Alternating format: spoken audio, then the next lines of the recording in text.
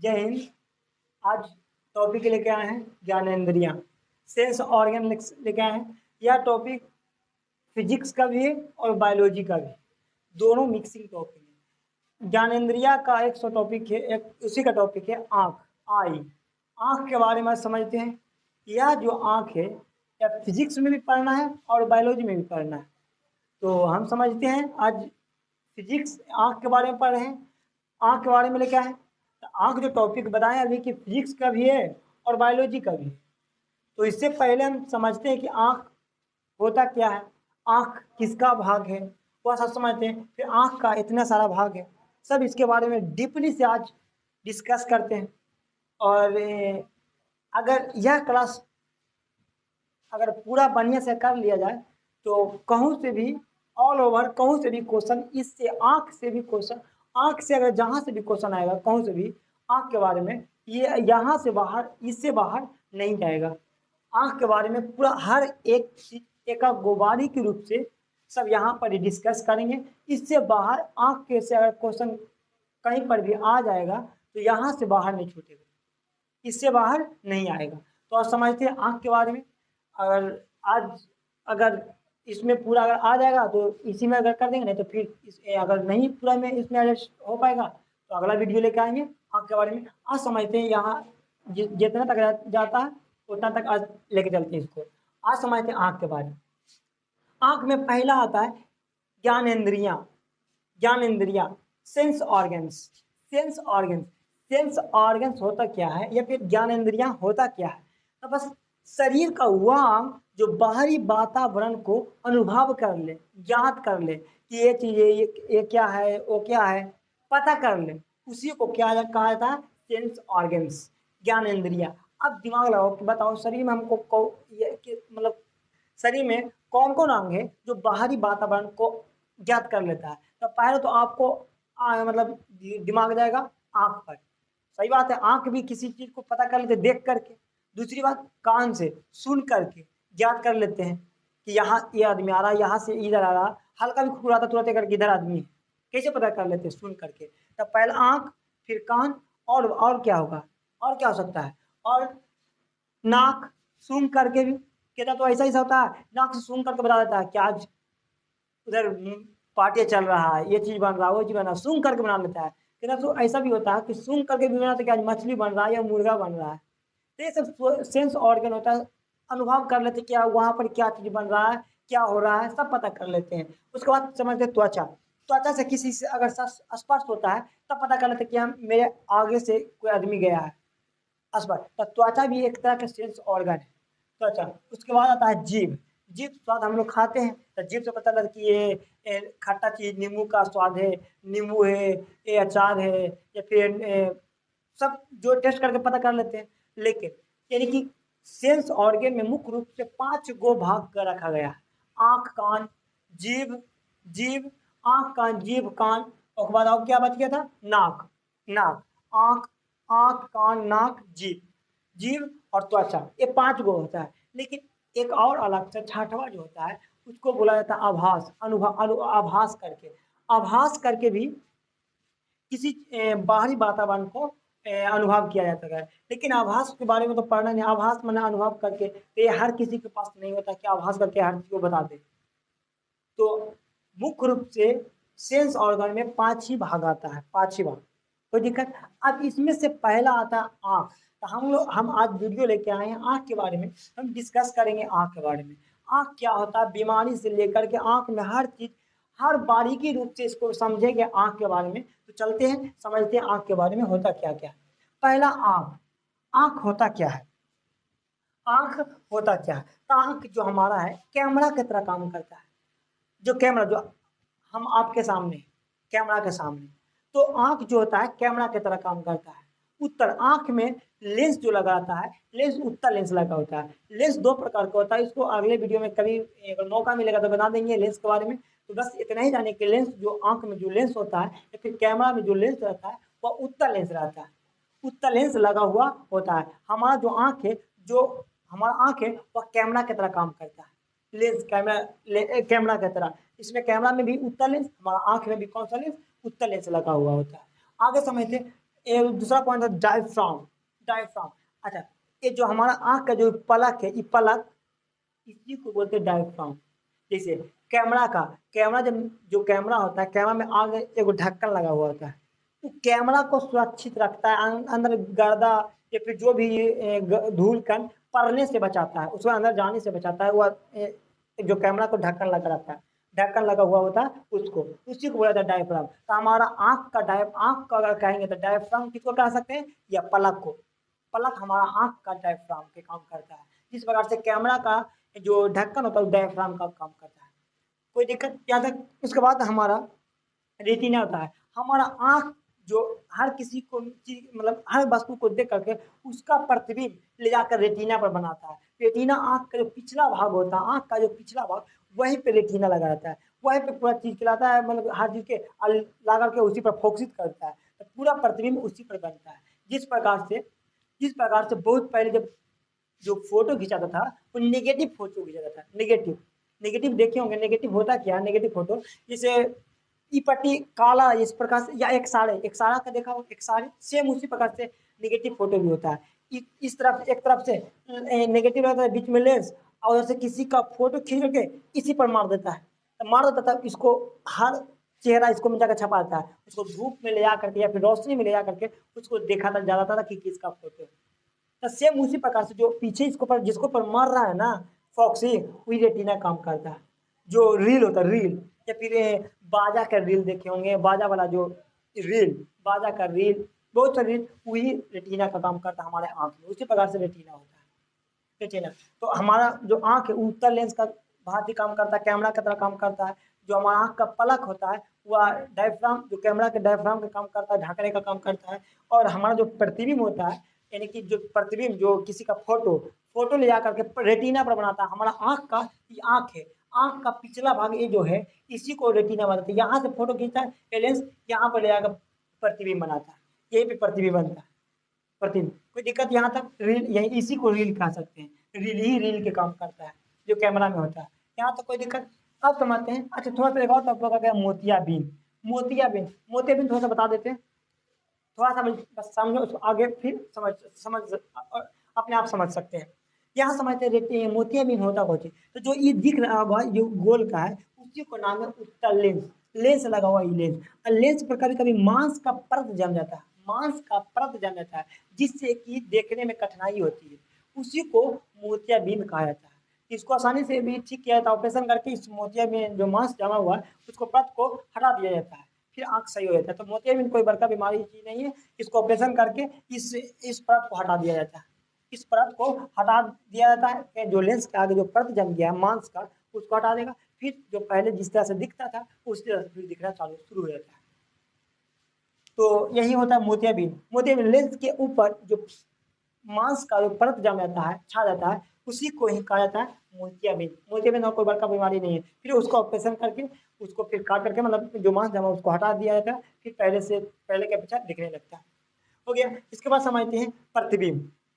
अभी बताएं प्रतिबिंब, हमारा जो आँख का जितना भी प्रतिबिंब है, यहाँ से ही देखेगा, यहाँ से ही देखेगा, लेंस के भेजेगा, लेंस ले जाकर रेटिना, इसका नाम है रेटिना।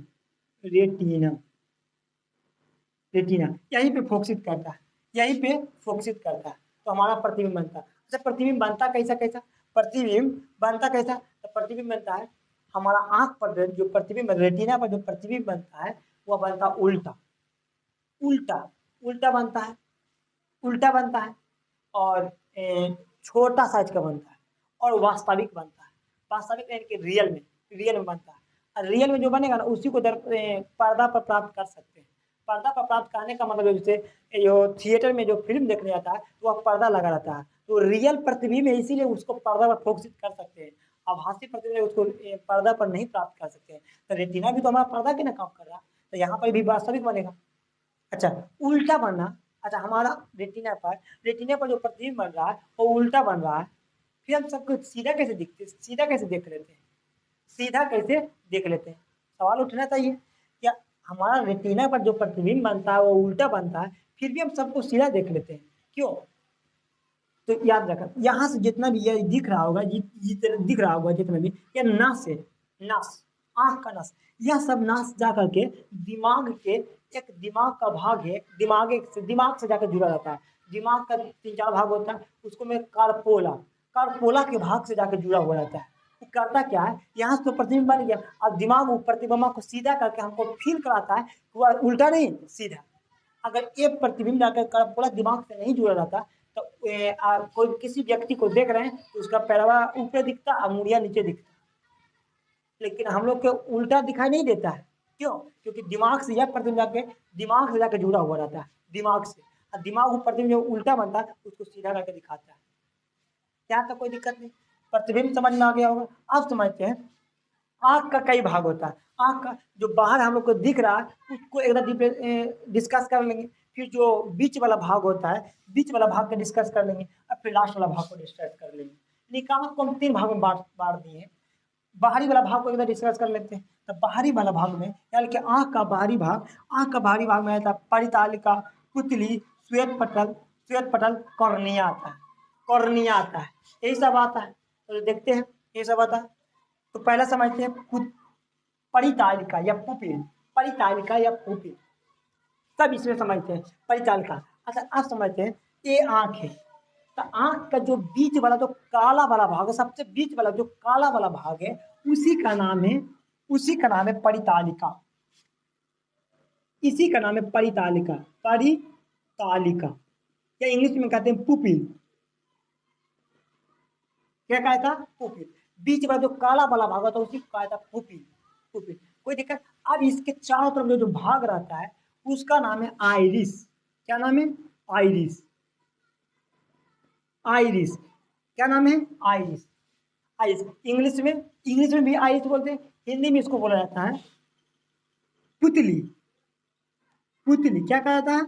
हिंदी में इसको पुतली, इंग्लिश में आइरिस, आइरिस। अच्छा इसका आइरिस का काम को क्या होता है समझ लेते हैं। आइरिस क्या करता है? अच्छा पहले पुतली के बारे में समझते हैं। हम लोग को जब हम किसी के देख रहे हैं तो वहां से हम प्रकाश से टकरा करके हमारा आंख पर आ रहा है, हमारा वहां से प्रकाश टकरा के हमको हमारे आंख पर आ रहा है, तो आंख में प्रकाश जाने का काम, ये बीच वाला भाग से प्रकाश अंदर प्रवेश करता है। जो बीच वाला काला वाला दिख रहा है ना, काला वाला जो बीच में काला वाला होता है उसी से प्रकाश हमारे यहाँ से लेंस के पास पहुंचता है और लेंस भेज देता है रेटिना पर, तो हम लोग किसी वस्तु को देख लेते हैं। तब प्रकाश कहाँ से प्रवेश करता है? परितालिका या पुपिल से, परितालिका या पुपिल, पुपिल बीच वाला भाग से, पुपिल से। कोई दिक्कत नहीं। अच्छा ये आइरिस या पुतली क्या काम करता है? ये चारों तरफ वाला, इसका 3 रंग के देखोगे, किसी का ब्राउन देखेंगे भूरा रंग का, जो इसका भूरा रंग रहता है उसका आंख बहुत सुंदर लगता है देखने में, कहा माना जाता है, हम लोग कहते हैं कि बहुत सुंदर लगता है।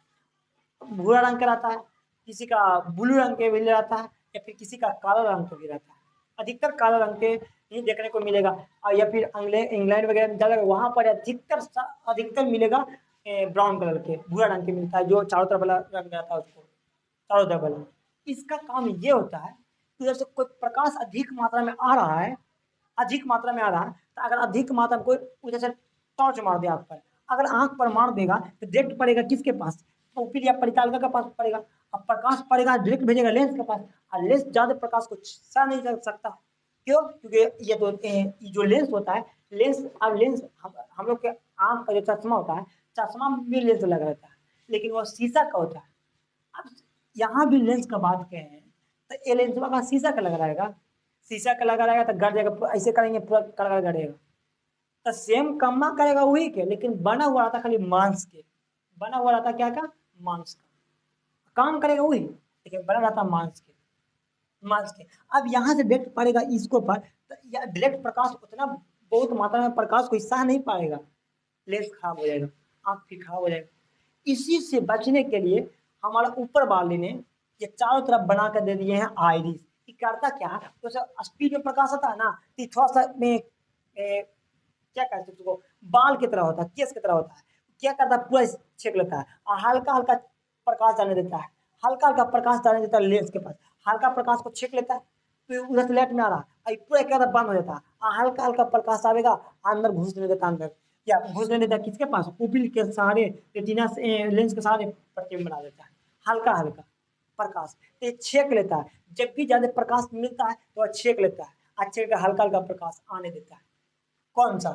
आइरिस या पूरी या पुपिल, आइरिस या पुपिल। ये छेक लेता है, बाल की तरह होता है, हल्का छेक लेता है, छेक करके प्रकाश को हल्का हल्का जाने देता है कहाँ, लेंस के तक, लेंस के तक। इसको से फायदा क्या होता है, इसको से फायदा ये होता है कि अगर मान लिया डायरेक्ट अभी बताया फायदा क्या होता है, अगर नहीं रहेगा डायरेक्ट प्रकाश आएगा डायरेक्ट लेंस के पास, लेंस के खराब कर देगा। इसी से बचने के लिए हमारा जो आइरिस जो है वो छेक लेता है, लेकिन उसको जैसी लाइट पड़ा तो छेक लेता तुरंत, लेकिन उसको खुलने में टाइम लगता है, खुलने में टाइम लगता है। आप देखे होंगे कभी कभी धूप में आते हैं, अचानक फिर जब कमरा में जाते हैं, अंधेरा कमरा में, तो वहाँ कुछ देरी तक पहले कुछ नहीं दिखेगा, कुछ नहीं दिखेगा, फिर थोड़ा देरी के बाद धीरे धीरे सब दिखना शुरू हो जाता है, सब दिखना शुरू हो जाता है। क्यों? जो आइरिस जो है, आइरिस रोशनी पड़ेगा, रोशनी पड़ेगा तो ऑटोमेटिक ज़्यादा रोशनी पड़ेगा बंद हो जाएगा, उसके बाद अंदर अंदर हल्का हल्का प्रकाश, जो रोशनी हम लोग धूपा में थे वहां पर ये आइरिस जो था बंद था, कम कम प्रकाश आ रहा था। जैसे अंधेरा में गए इसको खुलने में काफी टाइम लगता है, टाइम लगता है। जब खुलने में टाइम लगता था इसीलिए जब अंदर कमरा में जाते हैं तो वह खुलने में टाइम लगता था, थोड़ा देरी के बाद धीरे धीरे धीरे धीरे हर चीज फिर दिखने लगता है। अचानक जाएगा तो हर चीज अंधेरा दिखता है, फिर धीरे धीरे सब न्यूरा दिखने लगता है। समझ में आ गया? आइरिस का ये काम होता है। मुर्गा के जो आंख होता है उसको में आइरिस बहुत कम होता है, बहुत कम होता है। अच्छा, बहुत कम होता है, इसीलिए जैसे ही वो हल्का अंधेरा हुआ उसको कुछ सूझ भी नहीं करता है, इसे सब मुर्गा को फटाफट लगा करके अपने पिंजरा में बंद कर देता है, नहीं तो फिर कने कने भटक जाएगा, कोई पता नहीं चलेगा। तो जैसे हल्का अंधेरा होता है, हल्का अंधेरा कुछ सूझ भी नहीं करेगा उसको, मुर्गा को। आइरिस बहुत छोटा होता है उसका, तो आइरिस अगर अच्छा, आइरिस अगर कम लाइट है तो आइरिस फैलने लगता है, ज़्यादा लाइट है आइरिस बंद हो जाएगा, आइरिस क्या होता है, बंद हो जाता है। कोई दिक्कत? आज समझते हैं आगे, यहाँ तो कोई दिक्कत नहीं, अब समझते हैं आगे। आइरिस हो गया, आइरिस, आइरिस तक हो गया था, पैताल का भी समझ गया, आइरिस में समझ। आज समझते श्वेत पटल, श्वेत पटल 2 मिनट लिया जाए, थोड़ा सा देख लेते हैं वीडियो को। चलो, सब लोग सही आ रहा?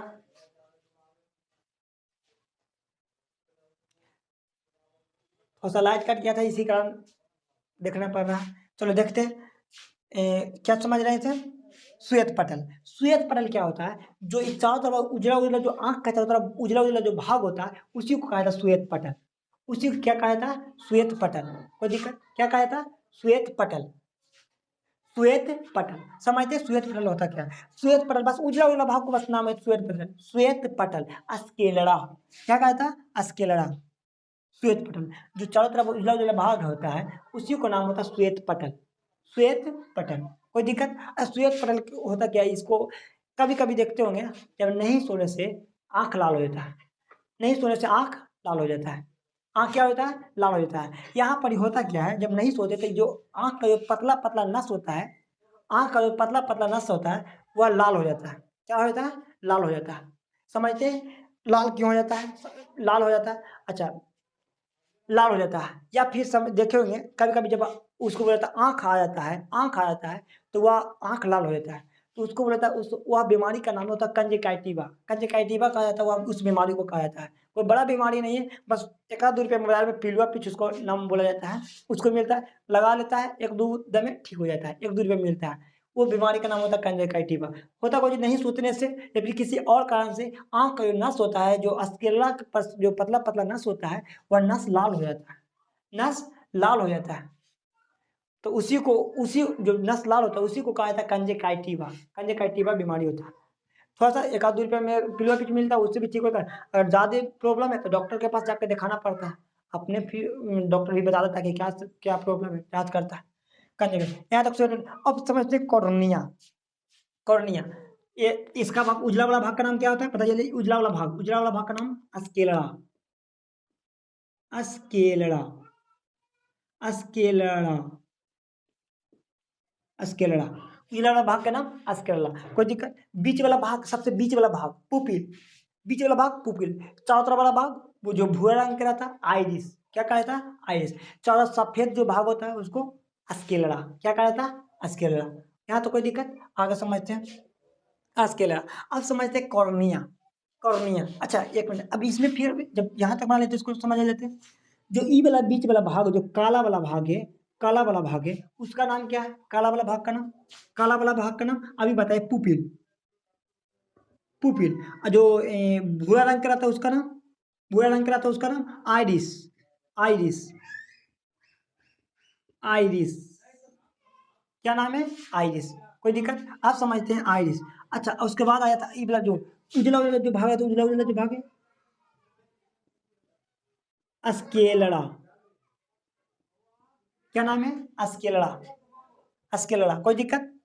अब समझते कॉर्निया। कॉर्निया होता क्या? कॉर्निया तो या जिस तरह से हमारे मोबाइल में टेम्पर ग्लास चिपकाते हैं ताकि डिस्प्ले नहीं फूटे, उसी प्रकार से हमारे आँख को रक्षा करने के लिए या एक टेम्पर ग्लास की तरह होता है। टेम्पर ग्लास, टेम्पर ग्लास जो आँख को सुरक्षित रखता है, आँख को सुरक्षित रखता है, टेम्पर ग्लास की तरह होता है। टेम्पर ग्लास की तरह होता क्या है, जिस तरह से आँख रहता है, आँख के ऊपर जिस तरह से ऐसी ही इस तरह से इस तरह रहता है, ये चिपका हुआ रहता है, या हमारे आँख को सुरक्षित रखता है। टेम्पर ग्लास का काम करता है कौन? कॉर्निया। कॉर्निया। जब किसी को आँख दान दिया जाता है, आँख दान दिया जाता है, तो उसमें उस समय यही कॉर्निया को दान किया जाता है, यही कॉर्निया को दान किया जाता है।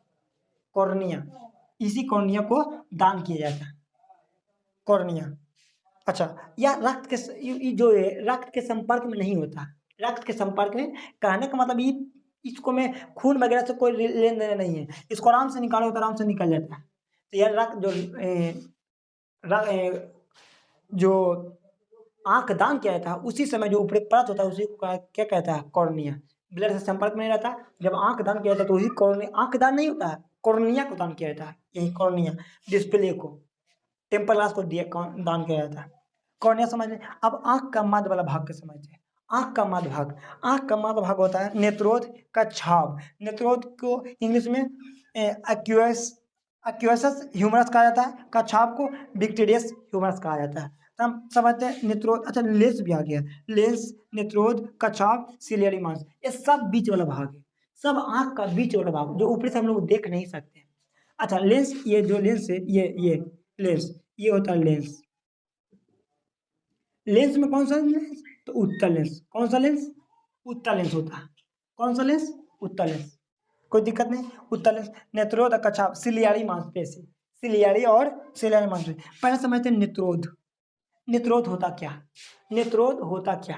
तो जो लेंस है, ये लेंस और ये आइरिस, आइरिस यही बोला ना, आइरिस, लेंस और ये वाला आइरिस, लेंस और आइरिस के बीच में जो पानी भरा रहता है ना, जो द्रव, जो द्रव भरा रहता है, उसी का नाम है नेत्रोद। द्रव का नाम क्या है? नेत्रोद। नेत्रोद। क्या नाम है? नेत्रोद। जो लेंस और आइरिस के बीच में जो द्रव भरा रहता है, उसी का नाम है नेत्रोद। उसी का नाम क्या है? नेत्रोद। कोई दिक्कत? नेत्रोद समझ में आ गया? समझते हैं कच्छाव। कच्छाव, कच्छाव समझते हैं, कच्छाव होता है क्या? कच्छाव द्रव, जो लेंस हो गया और रेटिना हो गया, लेंस और रेटिना के बीच में जो द्रव भरा रहता है ना, जिसमें द्रव जो पानी भरा हुआ होता है, इसी में जो पानी भरा हुआ होता है, उसी को कहा जाता है कच्छाव। क्या कहा जाता है? कच्छाव।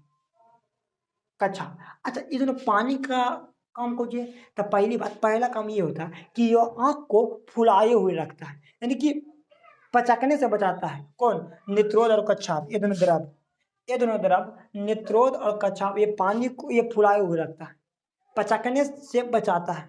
आँख को पचकने से कौन बचाता है? नेत्रोद या कच्छाव। नेत्रोद और कच्छाव। दूसरा को जो कहता है, इसमें जो नेत्रोद भरा हुआ रहता है, यह किसके, अच्छा, नेत्रोद किसके किसके भरा हुआ है? आइरिस और लेंस के बीच में जो द्रव भरा था, जो पानी भरा रहता है, उसी को कहा जाता है क्या? नेत्रोद। क्या कहा था? नेत्रोद। नेत्रोद जो काम करता है, ये रेटिना को सुरक्षित रखता है, रेटिना सॉरी, लेंस को, क्योंकि लेंस के बगल में, तो लेंस को सुरक्षित रखेगा। अच्छा, ये जो कच्छाव बीच में भरा है, कच्छाव, लेंस और रेटिना, लेंस और रेटिना के बीच में जो द्रव भरा हुआ है, उसी द्रव का नाम है, उसी द्रव का नाम है क्या? उसी द्रव का नाम है कच्छाव। कच्छाव, ये जो द्रव है, कच्छाव द्रव है, ये रेटिना को सुरक्षित रखता है, रेटिना को घिसने पिटने से बचाता है, या फिर आगे जो नेत्रोद है, ये लेंस को घिसने पिटने से बचाता है। तो दूसरा तो काम हो गया कि लेंस और रेटिना को सुरक्षित रखना। अब एक और काम है कि वह आँख को पूरा को फुलाए हुए रखता है, पूरा फुलाए हुए रखता है। कौन कौन कौन के? हो गया का नेत्रोद हो गया और कच्छाप हो गया। नेत्रोद और कच्छाप, नेत्रोद और कच्छाप, कोई दिक्कत यहाँ तक? नेत्रोद, अब पूछेगा नेत्रोद किसका सुरक्षित रखता है? नेत्रोद, नेत्रोद रेटिना के बगल में, रेटिना को सुरक्षित रखता है। कच्छाप, कच्छाप किसको सुरक्षित रखता है? कच्छाप, कच्छाप किसको सुरक्षित रखता है? ऐसा वीडियो प्रॉब्लम है, के कट जाने से वीडियो ऐसा प्रॉब्लम हो गया था, तो आगे चलते हैं। हम पढ़ा के फिर देखे खत्म हो गया था, फिर जाके फिर देखे तो वीडियो खराब हो रहा था, इसीलिए फिर से स्टार्ट कर रहे हैं। जहाँ तक हो गया था कच्छाप नेत्रोद तक पढ़ा दिए थे, नेत्रोद और कच्छाप तक बता दिए थे, यहाँ तक वीडियो क्लियर आया था। इसके बाद थोड़ा सा प्रॉब्लम हो गया था, अब समझते हैं सीलियारी मांसपेशी से प्रॉब्लम हो गया था, तो यहाँ से फिर से समझा देते हैं। कच्छाप, नेत्रोद और कच्छाप। नेत्रोद बता दिए कि यह नेत्रोद होता है, नेत्रोद होता है आइरिस और लेंस के बीच में जो द्रव भरा था, पानी भरा था, उसको नेत्रोद कहा जाता है। और कच्छाप कहा जाता है लेंस और रेटिना के बीच में जो द्रव भरा रहता है, जो द्रव भरा रहता है लेंस और रेटिना के बीच जो द्रव भरा रहता है, उसका नाम है, उसको बोलता है कच्छाप। कच्छाप ये दोनों करता कौन सी? आँख को फुला करके रखता है, आँख को फुला करके रखता है ये दोनों लेंस। दूसरी बात, कच्छाप जो है रेटिना को सुरक्षित रखता है और नेत्रोद जो है लेंस को सुरक्षित रखता है। मतलब कि अब देखो यहाँ पर पानी भरा है, तो कुछ भी जाएगा तो पहले पानी से होकर जाना पड़ेगा, तब जाके लेंस के पास पहुंचेगा। तो लेंस को सुरक्षित रखता कौन? कच्चे नेत्रोद। और यहाँ से भी कोई चीज अगर जेबो करेगा तो पहले इस तरफ से जो होकर जाना पड़ेगा, उसके बाद रेटिना के पास पहुंचेगा। तो रेटिना को सुरक्षित रखता कौन? कच्छाप। ये होता है, यहाँ तक समझ के। अब होता है सिलियरी मांसपेशी। सिलियरी मांसपेशी होता क्या है? सिलियरी मांसपेशी के बारे में समझते हैं। जो लेंस होता है, लेंस के ऊपर और नीचे पकड़ के बीच बीच रखने का काम करता है क्या? कौन सा? सिलियरी मांसपेशी। सिलियरी मांसपेशी पकड़ के काम रखने का काम करता है सिलियरी मांसपेशी, जकड़ के रखा जाता है। अब सिलियरी मांसपेशी का एक खासियत क्या है? खासियत क्या है? समायोजित करना। समायोजित करना का मतलब ये होता है कि जैसे बूढ़ा बूढ़ा या फिर वृद्धा की अवस्था में यही समायोजित करने का क्षमता घट जाता है या कम जाता है। होता क्या है, अभी हम लोग यंग स्टेज में, हम लोग अभी यंग स्टेज में हैं। अभी हम लोग अगर हम लोग को होता है कि सिलियरी मांसपेशी अच्छा से काम करता है, रबर की तरह होता है, लेंसवा को खींच के पतला कर देता है और कभी छोड़ के मोटा कर देता है। अच्छा करता क्या है?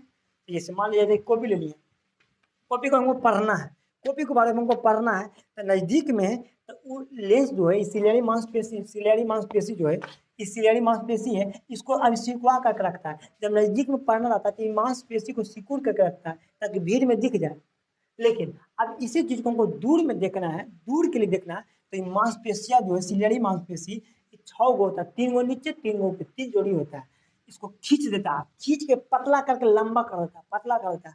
जब पतला करता है ये दूर के वस्तु को देख लेता है। यही क्षमता बूढ़ा या फिर वृद्धावस्था में घट जाता है, कम जाता है, यही अवस्था, इसी को कहा जाता है समंजन क्षमता। खींच करके छोड़ना, खींचना छोड़ना, बूढ़ा वृद्धावस्था में यही खराब हो जाता है। खींचना सब, वृद्धावस्था में हर चीज काम करना बंद कर देता है, हर चीज, लगभग हर चीज काम करना बंद करना शुरू कर देता है, बंद होना, यहीं भी अपना काम करना बंद हो जाता है। तो इसीलिए जिस अवस्था में रुक जाता है, तो मान लें मोटा है तो मोटे अवस्था में रुक गया तो उसको भीड़ वाला खाली दिखेगा, दूर वाला नहीं दिखेगा। लेकिन किसी को वृद्धावस्था में दूर वाला दिखता है, भीड़ वाला नहीं दिखता। होता क्या, जो लेंसवा खींच रहा था ना, वो खींची के छोड़ दिया, ऐसे अटका रह गया, पतला करके छोड़ दिया। अब पतला करके छोड़ दिया तो खाली दूर वाला दिखेगा करेगा, भीड़ वाला दिखवे नहीं करेगा। यही प्रॉब्लम होता है वृद्धावस्था में। अब जी जहाँ पर एक छोड़ दे, लास्ट लास्ट पॉइंट जहाँ पर छोड़ दे, या फिर घींच करके देखते थे वहीं पे छोड़ दे, वहीं पे खराब हो गया, तो घींच करके लंबा पतले करके छोड़ देगा तो खाली दूर वाला दिखेगा, भीड़ वाला नहीं दिखेगा। जब भीड़ वाला नहीं दिखेगा और दूर वाला दिख रहा तब बोला जाता है क्या? अगर भीड़ वाला नहीं दिख रहा है और दूर वाला दिख रहा है तो बोला दूर दृष्टि दोष, दूर दृष्टि दोष होगा। अगर लेंसवा अगर छोड़ दिया, मोटा करके छोड़ दिया, तब भीड़ वाला तो दिखबे करेगा लेकिन दूर वाला नहीं दिखेगा। तो दूर नहीं दिखेगा तो कहा जाए उसको उल्टा निकट दृष्टि। इसका चर्चा कल के वीडियो में डीपली से कर देंगे, दूर दृष्टि निकट दृष्टि कल के वीडियो में चर्चा कर देंगे। आज यहाँ तक समझ में आ गया होगा सिलियरी मांसपेशी या खाली खींच करके छोड़ता है, खींच छोड़ता है, यानी कि लेंस को मोटा और पतला करता है। खींच देगा तो एकदम पतला हो जाता है लेंस, जो लेंस है ये पतला हो जाता है, इसे पतला हो जाता है, पतला हो जाएगा तो दूर के वस्तु देख लेंगे। लेकिन जब इस लेंसवा को छोड़ देगा तो यह मोटा हो जाएगा, सिकुड़ क्या मोटा हो जाएगा, मोटा हो जाएगा तो नजदीक के वस्तु कितने से कितनों के नजदीक को देख लेंगे। अच्छा एक बात बताना कि अगर किसी वस्तु को हमको देखना है, नजदीक में देखना है, नजदीक में देखना है, तो आँख और वस्तु के बीच की दूरी कितना, कम से कम कितना होना चाहिए? तो कहा था 25 सेंटीमीटर। अब किसी चीज़ को देखो, इसी चीज़ को पढ़ना है, आंखों में सटा लो, दिख भी नहीं करेगा। तो वैज्ञानिक ने लगाया कि किसी वस्तु का स्पष्ट रूप से देखने के लिए कम से कम आंख और वस्तु के बीच की दूरी कितना होना चाहिए? 25 सेंटीमीटर। और अधिक से अधिक कितना होना चाहिए? ज़्यादा से ज़्यादा। तो डिपेंड कर रहा है जिसका आंख पर, जिसका आंख का क्षमता जितने ज़्यादा है, जितने पावर है, ज़्यादा दूर तक देख लेगा। तो अधिक से अधिक अनंत होता है और कम से कम 25 सेंटीमीटर। हर व्यक्ति कितना सोच रहेगा? 25 सेंटीमीटर कम से कम दूरी होता है, अधिक से अधिक अनंत होता है। ये समझा दिए थे। सिलियारी मांसपेशी 6 गो होता है, 3 गो ऊपरी 3 गो नीचे। इसको खाली खींचना और फैलाना, खींचना पड़ेगा। भीड़ के देखना है तो मोटा कर देगा, दूर के देखना है पतला कर देगा, कोई दिक्कत नहीं। सिलियरी मांसपेशी तो कोई दिक्कत नहीं। हाँ था। अच्छा, एक बात फिर आता है नोट पॉइंट। नोट पॉइंट होता है क्या होता है? इस प्रकार से हाथी, तो हाथी की जितना बड़ा शरीर है, शरीर की अपेक्षा उसका आंख तन्ने को देखो, ये इसी को बोलते हैं अनुपात।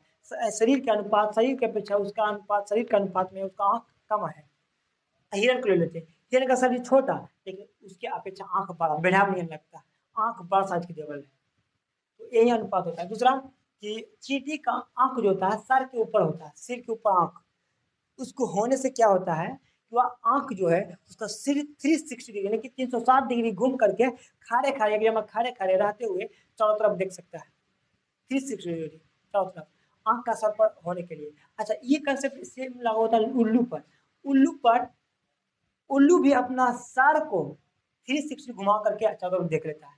दोनों में अंदर बस ये है कि वह चींटी जो है अपना आंख को चारों तरफ घुमावेगा, लेकिन उल्लू जो होता है वो भी चारों तरफ देखता है, लेकिन वह अपना मुड़ी की सर को हिला करके, वह इन्हें हिला करके 360, फिर इन्हें घुमा करके 360, 360। ये होता है उल्लू और चींटी में। चींटी का सर पर होता है आंख, इसलिए चारों तरफ घुमा करके देख लेता है। और उल्लू का सिर पूरा घुमा करके 360 देख लेता है।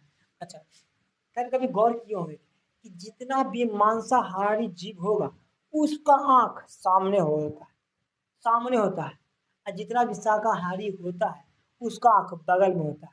क्यों? वाई? क्यों? इसीलिए क्योंकि जो मांसाहारी जीव रहता है, मांसाहारी जीव उसको शिकार करना रहता है, टारगेट फिक्स कर लेता है, टारगेट फिक्स कर देता है, उसी को जाकर अटैक करना है। तो आंख अगर सामने रहेगा तब है ना अटैक कर पाएगा। अच्छा, देखे होंगे कि शाकाहारी जीव का आंख बगल में होता है। क्यों? सतर्क होने के लिए कि करने से मांसाहारी जीव आकर के हमको पर अटैक कर दे। इन्हें आंख बढ़ेगा तो इन्हें से स्कैन कर मतलब पता कर लेगा, इन्हें रहेगा तो इन्हें से पता कर लेगा। इसीलिए मांसाहारी जीव सतर्क होने के लिए उसका आंख बगल में होता है ताकि देख लेगा, बच जाएगा। और मांसाहारी जीव का आंख सामने होता है, अटैक करने के लिए, टारगेट फिक्स करने के लिए उसका आंख एकदम सामने होता है। शेर, शेर का आंख एकदम सामने होता है ताकि टारगेट फिक्स, टारगेट मिस ना हो। शेर या बाघ, ये सब समझ में आया?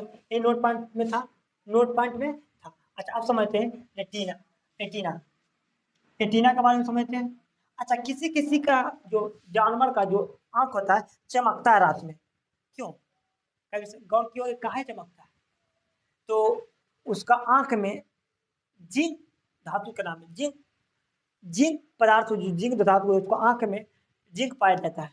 आंख में क्या पाया जाता है? जिंक पाया जाता है। उसका नाम है टिपिडम लूसिडम। टिपिडम लूसिडम एक पदार्थ का नाम है, पदार्थ है, वही पदार्थ उसका आंख में पाया जाता है जिसके कारण वह चमक मारता है। आंख अंधेरा में क्या मारता है? चमक मारता है। समझ लगे? जिस प्रकार से वो घड़ी में देखे होंगे, घड़ी में, घड़ी में पहले की घड़ी में एगो अंदर से एगो लग जाता है, परत लगा हुआ रहता है। होता क्या है? हल्का रोशनी पड़ता है और अंधेरा में लगेगा तो वो बढ़ता है, बढ़ता है। फिर सेम उसी प्रकार से, सेम उसी प्रकार से टिपिडम और लूसिडम जो जीव होता है, जानवर होता है, उसको आंख में पाया जाता है, इसलिए वो अंधेरा में भी चमकते रहता है। जिंक का उसमें जिंक का मात्रा पाया जाता है, जिंक का, जिंक धातु का मात्रा पाया जाता है। टिपिडम लूसिडम एक प्रकार का पदार्थ है, उसको आंख में पाया जाता है, इसके कारण वह आंख चमकता है। जिस प्रकार से घड़ी में बढ़ता है, घड़ी, ये सब घड़ी नहीं, लाइट वाले नहीं, पहले का घड़ी होता था, अब नहीं लगता है शायद, मिलबो करता है, नहीं भी मिलता है। एक धातु का नाम है, और रात का हल्का प्रकाश में मिलता है, वह बढ़ना शुरू हो जाता है। समझ गए थे? टिपिडम और लूसिडम समझ गए थे?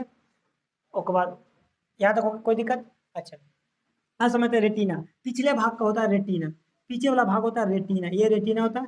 उसके बाद ये नर्व सिस्टम। तो जो पीछे वाला भाग होता है दो प्रकार का होता है, रेटिना होता है उसमें पढ़ना है, प्रकाशिक तंतु पढ़ना है। रेटिना, रेटिना होता है क्या? रेटिना समझते, रेटिना जो हमारा आंख जो होता है, जो लेंस जैसे प्रकाश ले करके, लेंस प्रकाश ले करके कहाँ भेज देता है, रेटिना पर।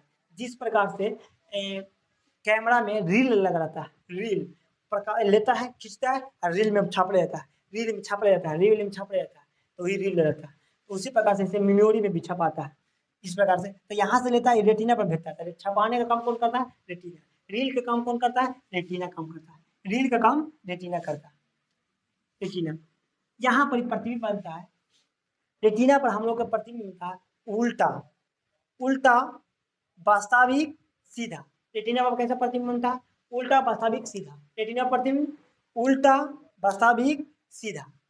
अब उल्टा बनता है तो हम लोग हर चीज को उल्टा दिखते हैं, नहीं, नहीं दिखते हैं, नहीं देख पाते। क्यों, सीधा दिखता है। जब फिर छोटा बनता था, हर चीज को हम छोटा दिखते हैं, नहीं, बड़ा दिखाई देता है। जैसे जितना साइज का है उतना ही साइज का हमको फील होता है। क्यों, क्योंकि ये जो आँख का जो नस गया हुआ है, ये नस जा करके हम लोग के दिमाग के पास पूरा दिमाग का भाग होता है, वहीं पे जाकर जुड़ा हुआ रहता है। वो करता क्या है, जो हम लोग के रेटिना पर प्रतिबिंब उल्टा बन रहा है, उसको सीधा करके फील कराता है कि वह प्रतिबिंब सीधा है, सीधा करके दिखाई पड़ता है, फील कराता सीधा है। कोई दिक्कत नहीं। सीधा कैसे हो गया, अच्छा, छोटा साइज का जो बनता है वही दिमाग उसको बड़ा साइज का, जितना साइज का रहता है उतना ही साइज को हमको फील कराता है। अगर ये दिमाग में, अगर नस दिमाग में जाकर नहीं जुड़ा रहेगा तो हर चीज हमको, हम लोग को उल्टा दिखाई पड़ता है। और हर चीज को हमको, हम लोग जितना बड़ा साइज का है वो छोटा साइज का दिखाई पड़ता है, छोटा साइज का दिखाई पड़ता है। दिमाग उसको बड़ा साइज कर देता है, जितना साइज का है वास्तविक साइज के कर देता है, वास्तविक साइज के कर देता है सब दिमाग। तो ये रेटिना, रेटिना प्रतिबिंब बनता है वास्तविक, वास्तविक रियल में बनता है, रियल में बनता है। रियल में जो प्रतिबिंब पड़ता है वो प्राप्त कर सकते हैं। और छोटा क्यों बना, उसको बड़ा काहे दिखाई पड़ता है हम लोग के, उल्टा बनता है, फिर भी हम लोग को सीधा क्यों दिखाई पड़ता है, चर्चा करेंगे। क्योंकि जब उल्टा बनता है तो वही जाकर के दिमाग, वही उसी ना, वही ना, यही ना जाकर दिमाग से जुड़ा रहता है, यही ना जाकर दिमाग से जुड़ा रहता है, दिमाग से। दिमाग क्या करता है, प्रतिबिंब जो उल्टा बना था उसको सीधा फील कराता है, जो छोटा बना था उसको वास्तविक साइज का, जितना साइज का है उतना ही साइज का फील कराता है। ये रेटिना पर प्रतिबिंब बनता है, रेटिना रील का काम करता है कैमरा की तरह।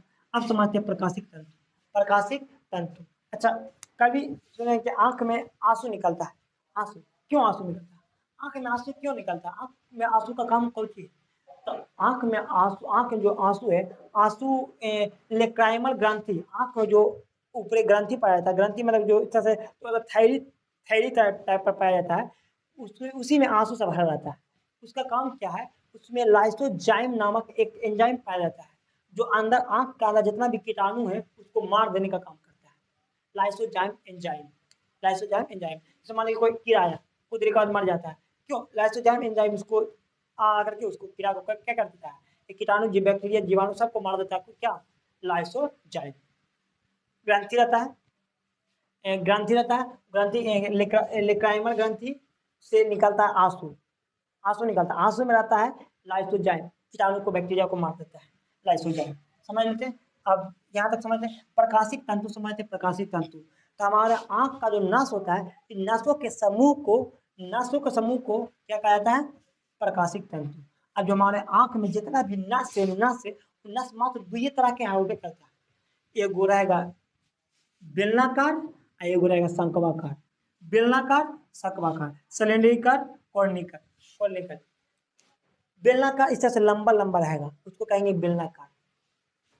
और शंक्वाकार इस तरह से रहेगा, शंक्वाकार, टोपी की तरह, बर्थडे का टोपी देखोगे, बर्थडे का टोपी, बर्थडे का टोपी उस तरह से रहता है, क्या, शंक्वाकार। दोनों में अंतर ये है कि जो बेलनाकार नस है, जो बेलनाकार नस है, इसका काम होता है प्रकाश की मात्रा को नियंत्रित करना, प्रकाश की मात्रा के अनुसार वो अपना काम करता है, क्या, बेलनाकार नस। शंक्वाकार नस जो होता है, या रंग को पहचानने का काम कौन सा करता है, शंक्वाकार नस, शंक्वाकार नस। समझते हैं। अब बेलनाकार नस होता क्या है, तब बेलनाकार नस जिसका, जिस जो जीव का आंख में बेलनाकार नस अधिक मात्रा में है, वह अंधेरा में भी देख सकता है। कहने का मतलब ये हुआ, जिसको में अगर बेलनाकार अधिक मात्रा में है, बेलनाकार अधिक मात्रा में है, बेलनाकार नस अधिक मात्रा में, तो हल्का हल्का कम हुआ रोशनी रहेगा ना, तो उसको साफ साफ दिख जाएगा। जैसे एग्जाम्पल में उल्लू को, उल्लू अंधेरा में भी देख लेता है, क्यों, क्योंकि उसको में बेलनाकार नस अधिक मात्रा में है, लेकिन दिखता है रंगीन नहीं, ब्लैक एंड व्हाइट में दिखता है, ब्लैक एंड व्हाइट में, यानी कि उजला और काला, बस रंगीन नहीं। शर्ट मान के रंग बिरंगा पहन लें तो उसको रंग बिरंगा नहीं दिखेगा। बस जिस प्रकार से सादा सादा टीवी में देखते होंगे, पहले का टीवी होता था सादा टीवी, उसमें दिखता है, सेम उसी प्रकार से दिखता है, फील होता है उसको भी कि आदमी है या फिर पेड़ है, रंगीन नहीं दिखेगा, लेकिन ब्लैक एंड व्हाइट में दिखेगा उल्लू को, क्योंकि उसमें बेलनाकार नस अधिक मात्रा में होता है। शंक्वाकार नस या रंग का पहचान करता है, रंग का पहचान शंक्वाकार नस। हमारा जो आँख रहता है, आँख में यहाँ पर जो नस रहता है, नस, इसमें नस है, इसमें जितना भी नस है, जितना भी नस है, दो तरह का नस, एगो शंक्वाकार, एगो बेलनाकार, एगो शंक्वाकार बेलनाकार। जिसको में शंक्वाकार रहता है वो रंग का पहचान कर लेता है। जैसे हम लोग में यानी शंक्वाकार जो नस होता है अधिक मात्रा में होता है, अधिक मतलब कि मतलब इसके मतलब हो इतना तक होता है कि रंग को अच्छे से पहचान कर सकते हैं, हर रंग को पहचान कर सकते हैं। लेकिन किसी किसी को कलर ब्लाइंडनेस हो जाता है।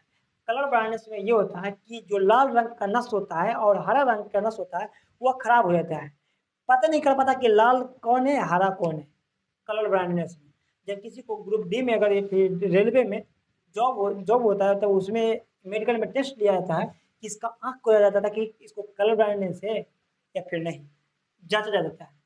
अगर उसमें होता है कुछ एक तरह का चार्ट होता है, वो चार्ट में अच्छा लिख देता है एस, अब बाकी सब ऐसे अलग रंग से डाल दिया जाता है, अलग रंग से सब रंग का देता है। पूछता है कि बताओ एक नंबर में कौन लिखा हुआ है, दो नंबर में कौन लिखा हुआ है, तीन नंबर में कौन हुआ लिखा हुआ है। तो जो नस्बा का उसका खराब रहेगा वो दिखबे नहीं करेगा। जैसे मान ले कि लाल रंग वाला शंकुकार नस हो हमको खराब हो ले तो सब बता देंगे, लेकिन ललका रंग वाला बतेबे नहीं करेंगे। तो समझ देखा चाहिए इसको नस्बा लाल रंग वाला खराब है, यानी कि लाल रंग की पहचान नहीं कर सकता। जिसको शंक्वाकार नस अगर हरा रंग वाला खराब है तो हरा रंग वाला उसको अच्छा वाला इस्तेमाल किया, यहाँ हरा रंग से देंगे चार तो सब दिखेगा, एक दो तीन दिखेगा, लेकिन उसको चार दिखबे नहीं करेगा क्योंकि हरा रंग उसको दिख ही नहीं रहा, हरा रंग उस पहचान नहीं रहता। तो चार्ट होता है, इस तरह से चार्ट रहता है, चार्ट वही दिखाया दिया जाता है समझ। तो कलर ब्राइटनेस तो पहुँचा दिया जाता है। लेकिन जिसको अगर कलर ब्राइटनेस हो जाता है ना उसको बंसागत चलते रहता है, इसको हो गया अब उसको कोई उपाय नहीं, बंसागत चलते रहेगा, ठीक होने का कोई उपाय नहीं। इसको कलर ब्राइटनेस बंसागत चलते रहता है, बंसागत बंस बंस। अच्छा कभी कभी सुनेंगे रतौंधी, रतौंधी हो जाता कैसे। रतौंधी होने का मुख्य कारण जो बेलनाकार नस है यही कमजोर नस कमजोर होना शुरू होता है, बेलनाकार आंख वाला नस कमजोर होना शुरू होता है, हम लोग कहते हैं कि रतौंधी होता है। अब उसको मजबूत करना है तो सिंपल में विटामिन ए वाला जितना भी सामान होता है, vitamin A, vitamin A, vitamin A, vitamin A का सामान जितना भी है खाओ। विटामिन ए के खाने से सामान खाने से जो हमारा जो बेलनाकार नस है वह ठीक हो जाता है। विटामिन ए मिलता है कौन चीज़ से, तो विटामिन ए मिलता है, विटामिन ए, विटामिन ए पालक हो गया, फूल गोभी हो गया, दूध हो गया, ये सब खाने से विटामिन ए भरपूर मात्रा में मिलता है। विटामिन ए खाने से विटामिन ए मिलता है, पालक, फूल गोभी, गाजर गाजर या फिर और भी है अंडा, दूध, ये सब में विटामिन ए भरपूर मात्रा में पाया जाता है। अगर ये खाने से हमारा बेलनाकार नस मजबूत रहेगा, रतौंधी से दूर रहेंगे, रतौंधी नहीं होगा। रतौंधी का अगर रतौंधी हर व्यक्ति का अगर विटामिन ए जिसका कमजोर हुआ रतौंधी फिक्स खाओ, विटामिन ए मिलेगा, रतौंधी ठीक हो जाएगा, बेलनाकार नस मजबूत हो जाएगा। इसको हमको, लेकिन जिसको अगर शंक्वाकार नस डैमेज हुआ परमानेंट कोई उपाय नहीं ठीक हो सकता है, क्योंकि वंशागत चलते रहता है, वंशागत चलते रहता है। शंक्वाकार नस रंग पहचानने के लिए खाया जाता है। कलर ब्लाइंडनेस में यही लाल और हरा रंग में फर्क नहीं बुझाता उसको।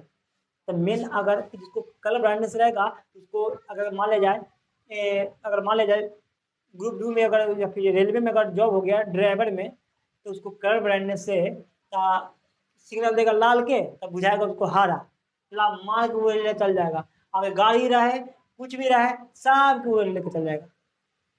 इसीलिए ड्राइवर को चेक करना पड़ता है कलर ब्लाइंडनेस। अगर नहीं चेक करेगा तो कलर ब्लाइंडनेस में लाल को हरा समझ लेता है, हरा को लाल समझ लेता है। जहाँ हरा जहाँ सिग्नल दे वाले लाल का तो समझेगा कि लाल है, उसको बुझाएगा हरा, हरा आप तो आवेगा हरा तो उसको देखा हरा तो सिग्नल है ये लाल रगड़ लेके चल जाओ, लेके चल जाएगा रगड़ ले। आगे कुछ भी रहेगा गाड़ी रहेगा आदमी रहेगा सबको ठोकले उकले उड़ा देगा। इसीलिए जो ड्राइवर का जो जॉब होता है उसको में कलर ब्लाइंडनेस को जानना जरूरी होता है। कलर ब्लाइंडनेस को जानना जरूरी होता है। तो रंग की पहचान करता है क्या? संकल्प। अच्छा, यहाँ पर एक पॉइंट छूट गया था, येलो स्पॉट। येलो स्पॉट छूट गया था। येलो स्पॉट होता क्या है? येलो स्पॉट जो हमारा आंख जो होता है, जो हमारा प्रतिबिंब रेटिना होता है, रेटिना, रेटिना को जो बीच वाला भाग होता है ना, वहां पर एक प्रतिबिंब क्लियर स्पष्ट बनता है, उसी को कहा जाता है येलो स्पॉट। येलो स्पॉट जैसे कोई तीर अंदाजी या तीर या फिर पिस्टल जो निशाना बैठाता है, वह अपना प्रतिबिंब को ले जा करके येलो स्पॉट के पास बनाता है। येलो क्लियर स्पष्ट बनता है, निशाना एकदम सटीक जगह रख लगता है, एक आंख बंद करके निशाना सच। तो येलो स्पॉट रेटिना का वह भाग जहाँ पर प्रतिबिंब स्पष्ट रूप से क्लियर बने उसको येलो स्पॉट कहा जाता है। येलो स्पॉट कहा जाता है। अब यहाँ तक सब पॉइंट हमारे ख्याल से डिस्कस हो गया है। अब जो इसको दूर दृष्टिदोष, निकट दृष्टिदोष और भी जो बीमारी के जो बारे में हो उसको चर्चा कर लेंगे अगला वीडियो में। बस जितना भी था बेसिक था समझा दिए। अब बस कब दूर दृष्टिदोष होता है, कब निकट दृष्टिदोष होता है, ये सब चर्चा करेंगे अगला वीडियो में। तब तक के लिए मिलते हैं अगला वीडियो में। तब तक के लिए जय हिंद।